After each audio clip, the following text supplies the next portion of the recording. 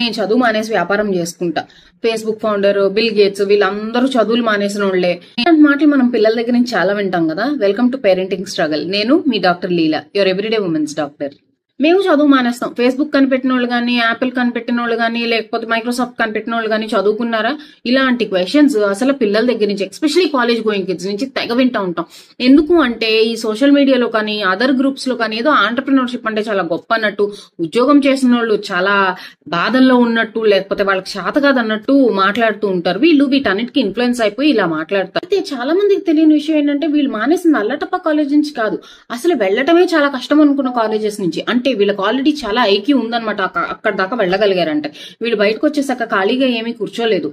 ఇంకొక విషయం, వీళ్ళ పేరెంట్స్ కి వీళ్ళకి ప్రైవేట్ ట్యూటర్స్ ని పెట్టే ప్రివిలేజ్, తర్వాత వీళ్ళకి చాలా మంది upper middle class families, wealthy families నుంచి వచ్చారు. సో వాళ్ళకి చాలా మంది ఆల్రెడీ అప్పటికే చాలా కనెక్షన్స్ ఉన్నాయి.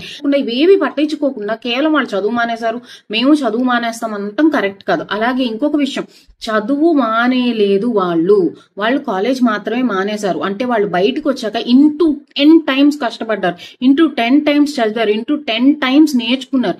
మీరు కూడా అలా ఇంటూ 10 times కష్టపడడానికి రెడీగా లేకపోతే అసలు ఆంటర్ప్రినర్షిప్ అన్నది మైండ్ లోంచి తీసేయండి. నేను బిజినెస్లు చేయదు, ఎప్పుడు ఉద్యోగాలే చేయండి అని నేను చెప్పట్లేదు. కాకపోతే మీ దగ్గర పర్ఫెక్ట్ ప్లాన్ లేకుండా, మీ దగ్గర మైండ్ సెట్ లేకుండా మాత్రం ఏదో ఆంటర్ప్రినర్షిప్ అంటే చాలా బాగుంటది, ఇది చాలా మాకు కరెక్ట్, మేము ఇందులో ఉంటే చాలా ఫ్రీగా ఉంటాం అని చెప్పి అనుకుని మాత్రం ఇందులో దిగద్దు. తెలిసిన 2-3 ఫ్రెండ్స్ వాళ్ళు ఉద్యోగాలు మానేసి ఫార్మింగ్ కి వెళ్ళిపోయారు. అయితే వాళ్ళ దగ్గర ఆల్రెడీ 1 acre ల్యాండ్ ఉంది, వాళ్ళు ఇంజనీరింగ్ చేశారు కాబట్టి అదే ఇంజనీరింగ్ టెక్నిక్స్ ని వాళ్ళ దగ్గర ఉన్న ల్యాండ్ లో పెట్టగలిగారు.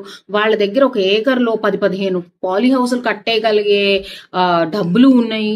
ఇవన్నీ వాళ్ళు చదువుకుని ఉద్యోగం చేయటం వల్లే వచ్చాయి.